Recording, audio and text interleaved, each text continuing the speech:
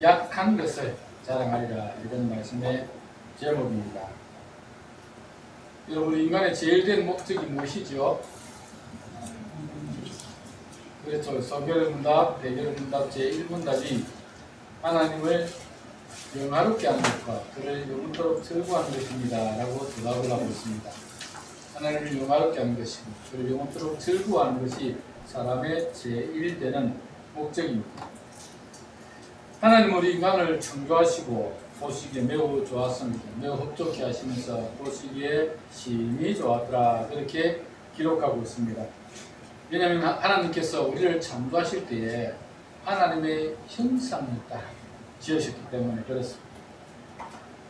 하나님의 형상을 따라 창조하셨다는 것은 우리가 하나님의 그 형상을 투영해내는 존재다라는 것입니다.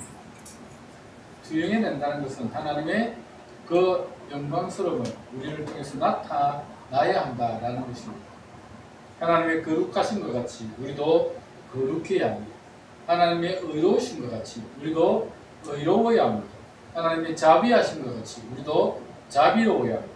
하나님의 진실하신 것 같이 우리도 진실해야 합니다.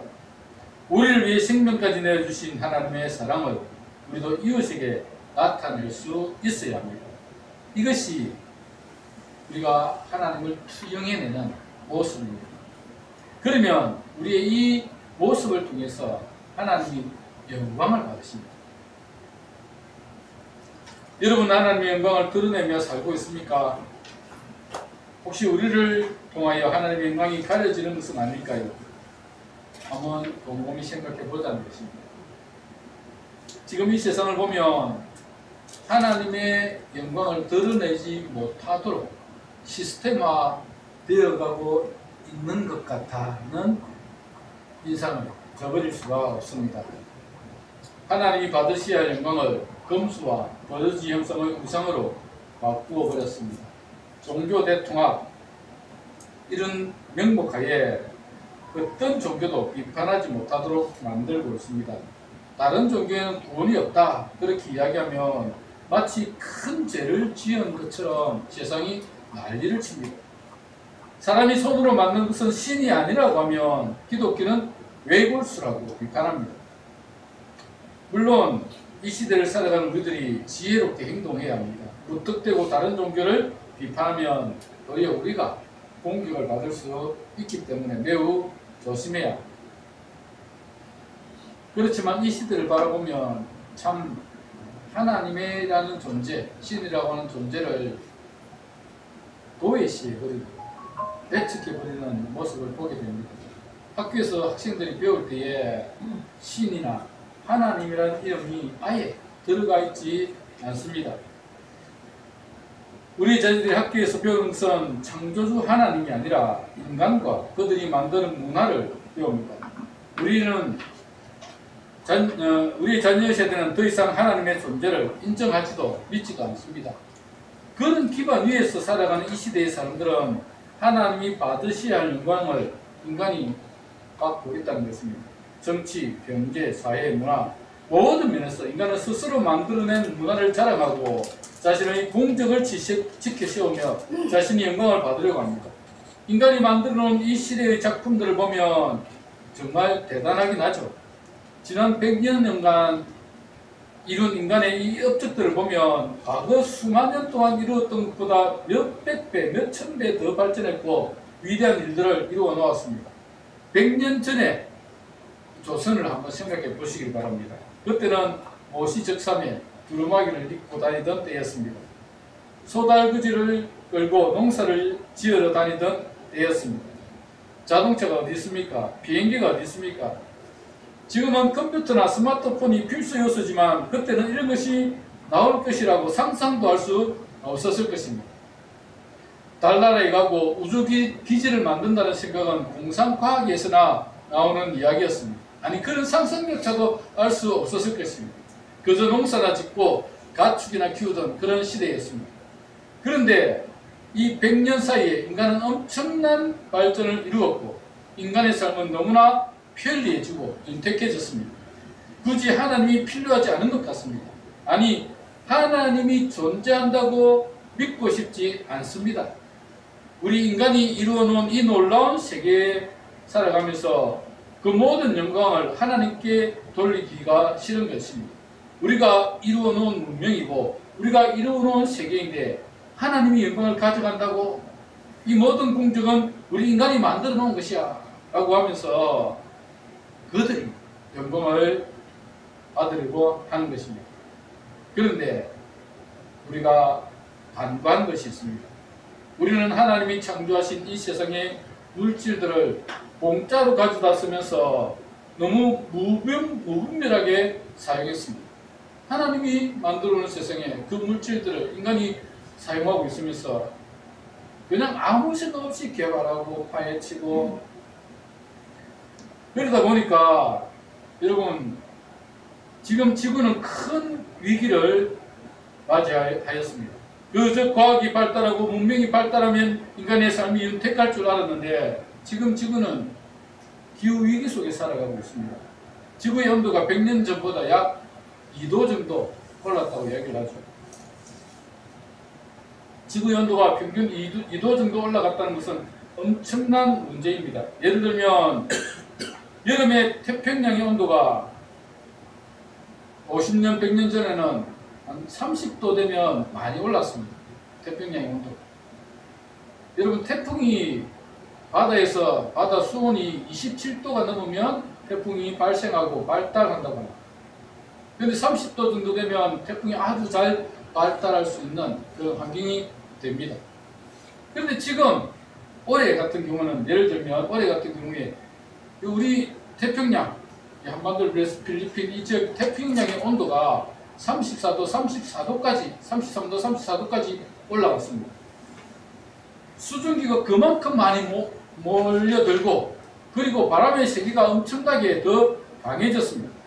그래서 태풍이 많이 발생하지는 않은 것 같은데 태풍이 한번 발생했다면 엄청난 비가 내리고 또 그 강도가 심해져서 태풍이 불면 다 삼켜버립니다. 올해도 이 태풍 때문에 수만 명의 사람들이 죽었고 재산을 잃어버리고 이재민으로 살아가고 있습니다.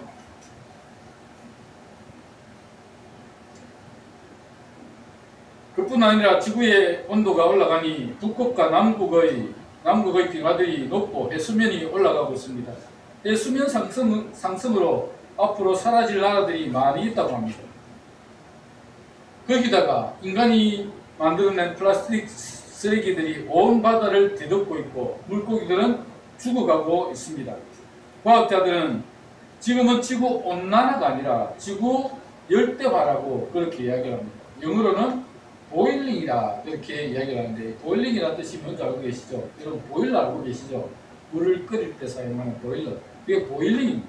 지금 이 바다가 끓고 있다는 거예요.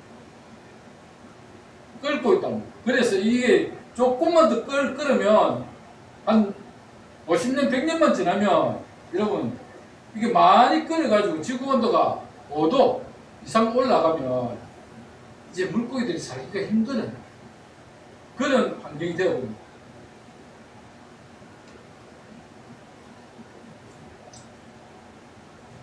지구에 불을 떼서 데워지고 있는 상황입니다. 펄펄 끓고 있는 것입니다. 하나님이 우리에게 만들어주신 이 놀라운 세상, 이 지구가 지금 병들어가고 있고 신음해 가고 있습니다.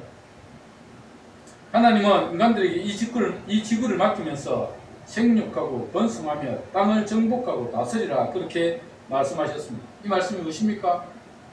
이것은 이 땅의 모든 권한을 인간들에게 주시면서 잘 다스려가고 아름답게 가꾸어 가라는 주님의 명령이었습니다. 그런데 지금 지구는 병들었고 서서히 침몰하고 있습니다. 다시 하나님께로 돌아가야 합니다. 인간이 영광을 받는 것이 아니라 하나님이 영광을 받으시도록 우리는 하나님의 형상을 투영해야 합니다. 그리고 말씀에 순종하며 살아야 합니다. 다시 지구를 가꾸어야 하고 하나님이 창조하신 이 아름다운 지구를 다시 살려야 합니다. 나무를 심고 가꾸어야 합니다. 플라스틱 사용도 줄여야 합니다. 여러분, 플라스틱 없이 살기는 불가능합니다. 많은 사람들이 그렇게 살아보려고 해봤는데 3일을 넘지 못한답니다. 모든 것이 플라스틱이 다 있습니다. 여기도 플라스틱 다 있죠. 온 천지 플라스틱 천지입니다. 플라스틱 없이 사는 것은 3일을 사는 것도 불가능하답니다. 지금 이 시대에. 그만큼 온 세상이 플라스틱으로 가득 차 있는데, 그렇지만 사용하지 않는 것은 불가능하지만 줄일 수는 있습니다. 줄일 수는 있습니다. 줄여야 돼요. 조금 불편하지만 줄여야 돼요. 그래야 지구의 온도가 차츰차츰 늦춰지지. 지구의 온도가 올라가는 것이 늦춰지지. 이대로 계속 사용하다가는 지구의 온도가 급격하게 올라갈 수밖에 없는 시스템입니다. 하나님 없는 인간들은 서로 자기가 잘났다고 싸우고 있습니다. 온 세상이 전쟁으로 지금 얼룩져 있습니다. 나라들 간의 전쟁도 있지만 내전으로 인해서 고통받는 사람들도 있고, 네팔 같은 데는 요즘 부패한 정치인들 때문에 온 국민이 화가 나가지고 대통령궁을 태워버리고 국회의사당을 태워버리고 난립니다. 서로 싸우고 다투는 동안에 지구는 병들어가고 있습니다.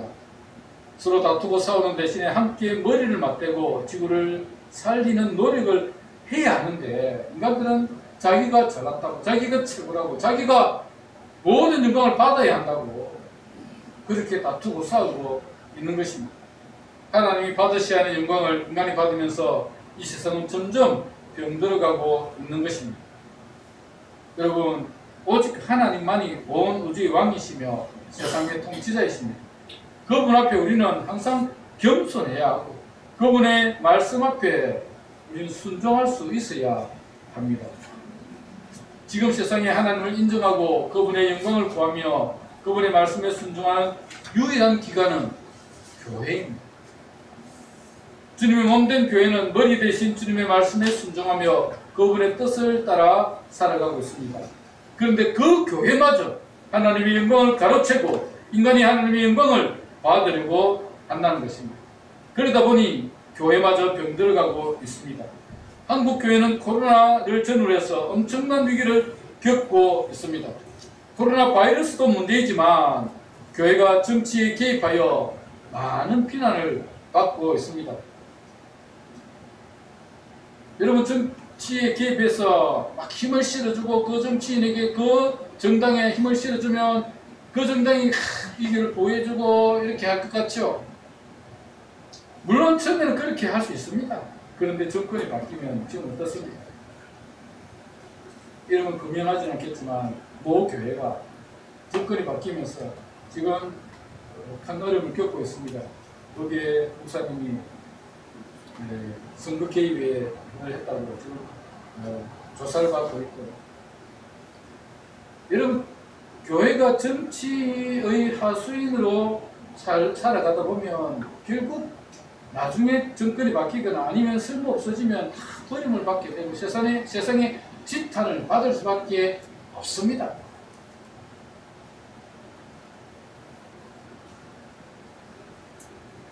교회는 세상 나라가 아니라 하나님의 나라를 세우기 위해 노력해야 합니다. 복음을 전하여 영혼을 구원하고 생명 살리는 일을 해야 한다는 것입니다. 우리 주님께서 교회를 위해 생명을 내어주신 것처럼 우리도 이웃을 위해 희생하며 사랑으로 섬길 수 있어야 합니다. 이 시대는 또 이단들로 인한 피해들도 너무 많습니다.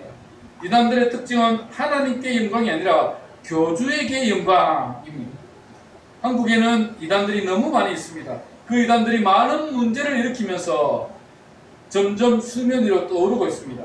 그들이 하나님이 받으셔야 하는 영광을 가로채는 자들이며 진리를 무너뜨리는 자들입니다. 그래서 하나님께서는 그들의 그 악함을, 그 죄악됨을 세상 가운데 다 드러내고 있는 것입니다. 고린도 교회도 이 거짓 사도들과 거짓 선지자들이 들어왔고 교회의 문제를 일으켰습니다. 고린도 교회에 들어온 거짓 사도들과 거짓 선지자들은 자신을 자랑했습니다. 그들은 스스로를 높이며 자랑하며 고린도 교회에서 인정받으려고 했습니다. 온전한 그리스도인은 항상 겸손한 자세로 자신을 낮추고 하나님께 영광을 돌립니다. 그러나 거짓된 자들은 그 하나님의 영광을 가르치며 자신들을 자랑합니다. 바울은 거짓 사도들과 거짓 선지자들이 자랑하는 그 기회를 끊어버리겠다고 선언합니다. 고린도서 11장 12절에 보면 이렇게 기록되어 있습니다. 나는 내가 해온 그대로 앞으로도 하리니 기회를 찾는 자들이 그 자랑하는 일로 우리와 같이 인정받으려는 그 기회를 끊으려 함이라. 그렇게 말씀합니다. 기회를 잡으려는, 자기를 자랑하며 자기를 드러내며 고린도 교회에서 자기가 이만큼 했는데 나는 지금까지 이런 복음을 전했고 이런 일들을 했고 막 자랑하는 그 사람들이 그렇게 자신을 자랑하여 교회를 장악하려고 하고 교회의 세력을 규합하려고 하는 그 기회를 끊어버리겠다. 그렇게 말씀하고 있는 것입니다. 자기를 자랑하고 자기의 공덕을 말함으로써 사람들에게 인정받고 칭찬받고 싶어하는 것은 모든 사람들의 심리일 것입니다. 그러나 그렇게 하면 문제들이 발생할 수밖에 없습니다. 고린도 교회에 들어온 거짓 사도들처럼 불순한 의도로 자신들의 공덕을 자랑하면 그 불순한 의도는 반드시 드러나게 될 것입니다. 그들이 그렇게 고린도 교회에서 자신의 공덕을 자랑하고 자신을 자랑하는 그 일들을 했지만 결국 그들은 고린도 교회에서 쫓겨나고 말았습니다. 불순한 의도가 아니더라도 자신의 잘남을 자랑하면 사람들의 시기와 질투를 받을 수밖에 없습니다. 요즘은 자신을 포장하여 사람들에게 자신의 장점을 부각시키는 일을 많이 합니다. 그래서 사람들이 자신을 알아주기를 바랍니다. 그렇게 하면 사람들이 그를 알아주고 인정하기도 하지만 시기와 질투의 대상이 되기도 합니다. 겸손하게 자신의 선한 일을 감추고 낮은 곳에서 섬기다 보면 자연스럽게 사람들이 알아주고 인정해 주는 것이 진짜 사람들의 인정입니다. 교회는 바로 그런 것입니다. 교회는 내가 무엇을 했다고 해서 막 자랑하고 사람들이 인정을 받으려고 하고 내가 높아지려고 하는 것이 아닙니다. 사람들이 알아주든지 알아주지 않든지 묵묵하게 자신의 일을 겸손하게 잘 감당하면 사람들이 다 알아요. 모르는 것 같아도 다 압니다. 그렇게 겸손하게 섬기는 그들을 사람들이 인정해주고 그를 하나님께서 높여주시는 것입니다. 그게 교회의 정치 원리입니다.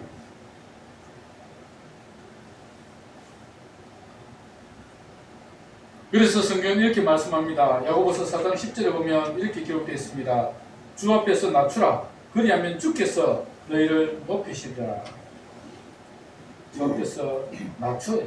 그러면 주님께서 높여주십니다.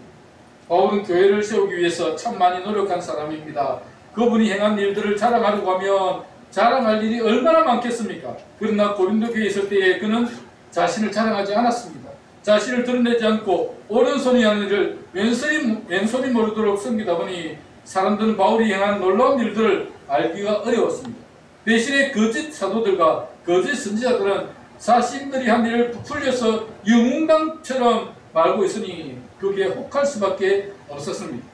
그래서 바울의 사도권을 부정하고 바울이 전한 복음을 받아들이려고 하지 않았습니다. 그래서 바울이 이렇게 말씀합니다. 오늘 본문 16절에서 17절입니다. 내가 다시 말하노니 누구든지 나를 어리석은 자로 여기지 말라. 만일 그러하더라도 내가 조금 자랑할 수 있도록 어리석은 자로 받으라. 내가 말하는 것은 주를 따라 하는 말이 아니요 오직 어리석은 자와 같이 기타같이 자랑하노라. 여러 사람이 육신을 따라 자랑하니 나도 자랑하겠노라. 그렇게 말씀합니다. 지금까지 자신은 주님의 뜻을 따라 자랑하지 않았지만 여러 사람이 자신을 자랑하고 있으니 나도 내가 행한 일을 자랑하겠다. 그렇게 말씀합니다.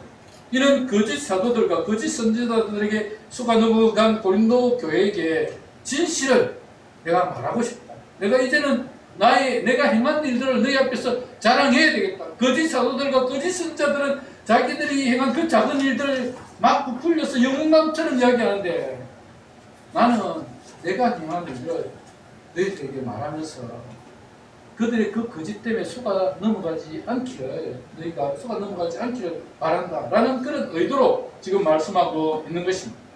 그러면서 바울은 자신에 대해서 이렇게 자랑합니다. 오늘 본문 22절에서 27절입니다. 제가 읽어드리겠습니다. 그들이 히브리인이냐 나도 그러하며 그들이 이스라엘인이냐 나도 그러하며 그들이 아브라함의 후손이냐 나도 그러하며 그들이 그리스도의 일꾼이냐 정신없는 말을 하거니와 나는 더욱 그러하도다.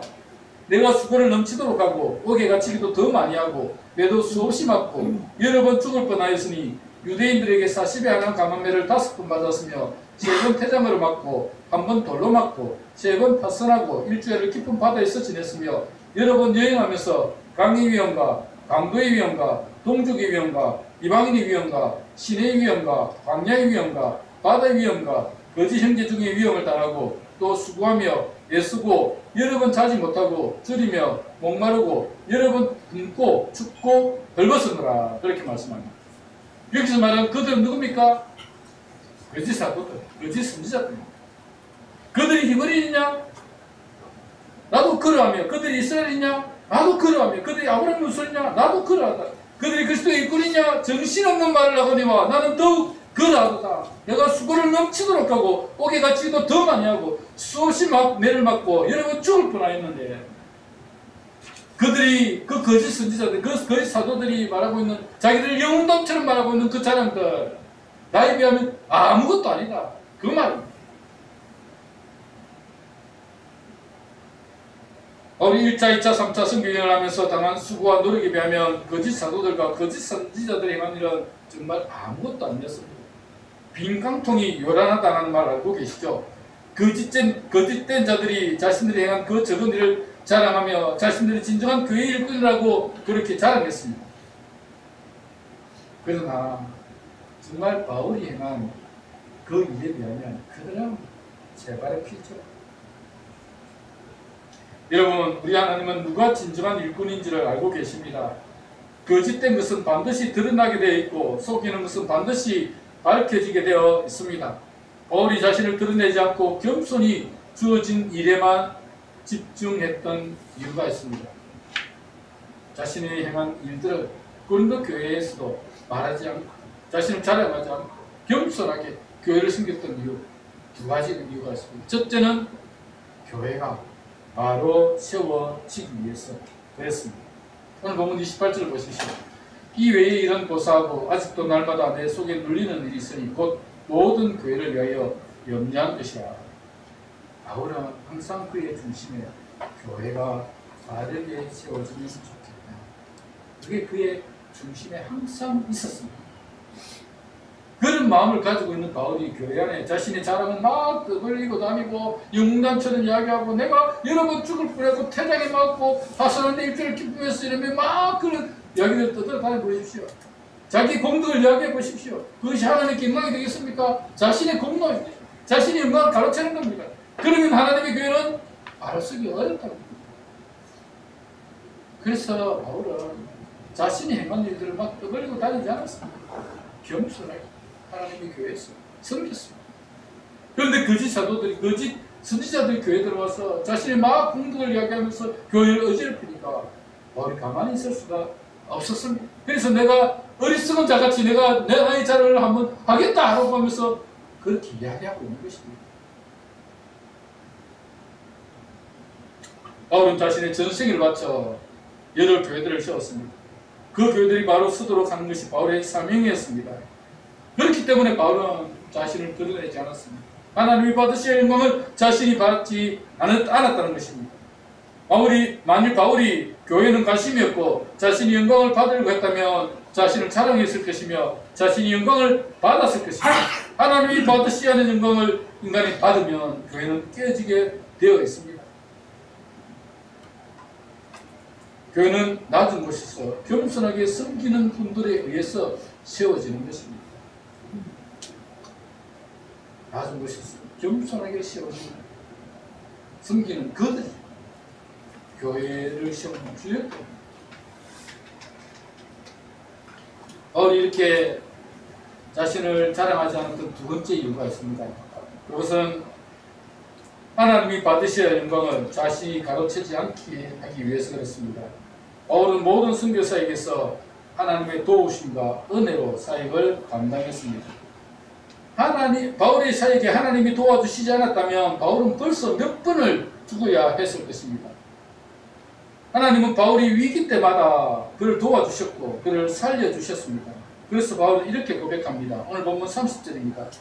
내가 부득불 자랑할진대 내가 약한 것을 자랑하리라. 바울은 자신의 연약함을 자랑한다고 고백하고 있습니다. 바울은 연약한 사람입니다. 인간일 수밖에 없습니다. 그래서 여러 위험을 당하고 어려움을 당할 때 넘어질 수밖에 없고 자칫하면 죽을 수밖에 없는 상황이 놓였습니다. 그런데 강하신 하나님께서 그 바울을 붙들어 주셨습니다. 그 죽음의 위기 가운데서 그를 건져주셨습니다. 그가 일할 수 있도록 계속해서 그의 곁에서 그와 함께 하셨고 모든 위험 가운데서도 그를 지켜주셨습니다. 그것을 바울은 너무나 잘 알고 있었기 때문에 모든 것이 하나님의 은혜였다라고 고백하고 있습니다. 내가 자랑할 것이 있다면 나의 약함을 자랑한다 라고 고백하고 있는 것입니다.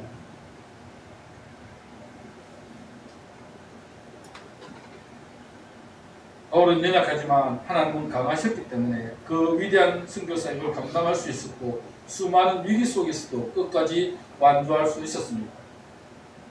바울은 그 위대하신 하나님을 믿었기 때문에 어떤 어려움도 극복할 수 있었습니다. 사랑하는 여러분, 우리 하나님은 위대하신 분이십니다. 여러분이 어떤 위험 속에 있을지라도 그 모든 어려움을 이기게 하시고 승리하게 하시는 분이 우리 하나님이십니다. 우리는 모두 약한 존재지 않습니까? 오늘 우리가 불렀던 찬송도 예전에 불렀던 찬송도 주여 우린 연약합니다. 주여 우린 쓸모없는 자들, 주의 긍휼과 주님의 자비를 구합니다. 이것이 우리 신앙의 고백이 돼요.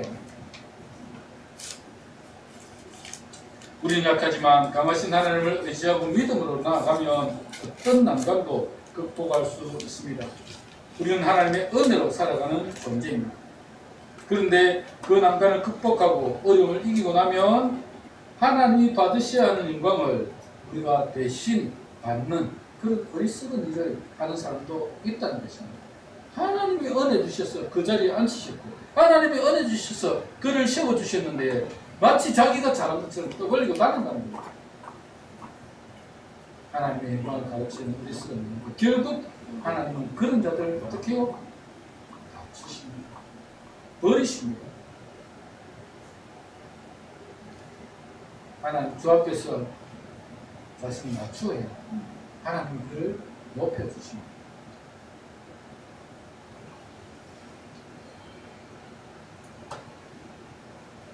여러분, 우리는 약한 것을 자랑해야 합니다.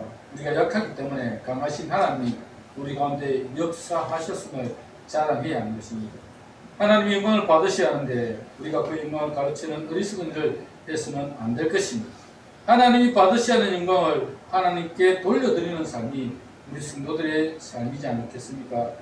우리 연약한 인생 가운데 함께 하셔서 우리를 지키시는 하나님을 의지하셔서 승리하시기 바랍니다. 하나님의 도우심을 받고 살아가는 우리 인생들이 하나님께 돌려드려야 하는 영광을 돌려드리시길 바랍니다.